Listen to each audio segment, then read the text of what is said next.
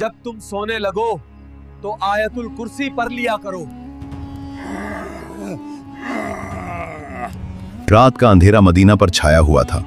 हवा हल्की सी चल रही थी और चांद की रोशनी ने हर एक गली को रोशन किया हुआ था। मस्जिद के आसपास लोग इबादत में मसरूफ थे, मगर कुछ लोगों के लिए ये रात सिर्फ इबादत का वक्त नहीं बल्कि इम्तिहान और राज का वक्त बनने वाली थी। इसी वक्त सदकातुल फित्र का अनाज इकट्ठा किया गया था जो गरीबों और ज़रूरतमंदों तक पहुंचाना था। इस अनाज की हिफाजत की जिम्मेदारी अबू हुरैरा रज़ी अल्लाह अन्हु को दी गई।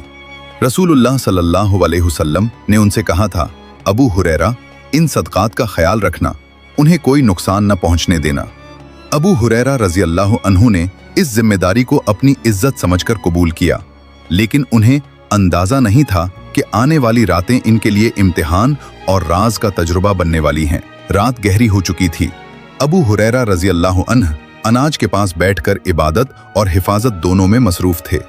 चांद की हल्की रोशनी ने अनाज के ढेर को रोशन किया और रात का सुकून एक अजीब सी खामोशी में बदल गया। तभी उन्होंने महसूस किया कि अनाज के ढेर के पास कोई हरकत हो रही है। गौर से देखा तो एक शख्स झुककर कुछ उठाता हुआ दिखाई दिया। अबू हुरैरा रज़ी अल्लाह अन्हु ने फौरन उसे पकड़ने की कोशिश की, लेकिन शख्स घबरा गया। कपड़े फटे हुए, चेहरा थका हुआ, आंखों में बेचैनी थी। उसने कहा, मुझे छोड़ दो, मेरी हालत बहुत तंग है और मेरे बच्चे भूखे हैं।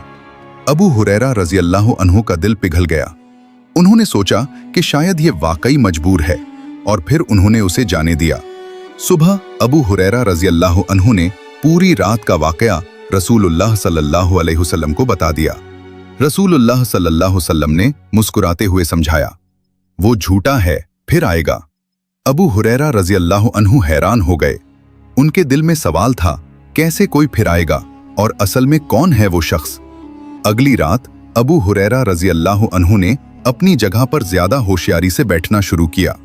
वो जानते थे कि पहली दफा छोड़ा गया शख्स दोबारा लाजमी आएगा, और वाकई वही शख्स फिर से अड़ा गया। चोरी करते वक्त पक मुझे छोड़ दो, मेरी हालत बहुत तंग है। अबू हुरैरा रज़ी अल्लाह अन्हु का दिल फिर से पिघल गया।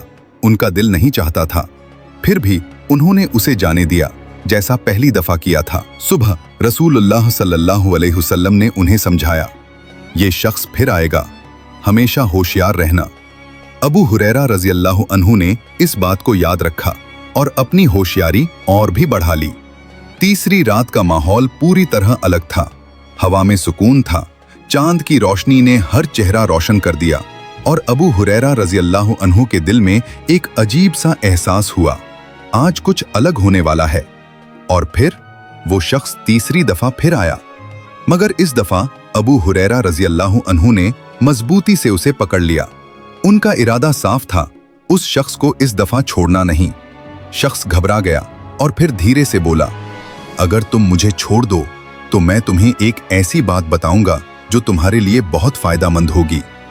अबू हुरैरा रज़ी अल्लाह अन्हु ने गौर से सुना। शख्स ने फिर कहा, जब तुम सोने लगो तो आयतुल कुर्सी पढ़ लिया करो, इससे तुम्हारी रात भर हिफाजत होती रहेगी और शयातीन तुम्हारे करीब नहीं आ सकते। अबू हुरैरा रज़ी अल्लाह अन्हु ने इस बात को याद रखा और तीसरी दफा भी उस शख्स को छोड़ दिया। अगली सुबह अबू हुरैरा रज़ी अल्लाह अन्हु ने पूरी रात का वाकया रसूलुल्लाह सल्लल्लाहु अलैहि वसल्लम को बता दिया।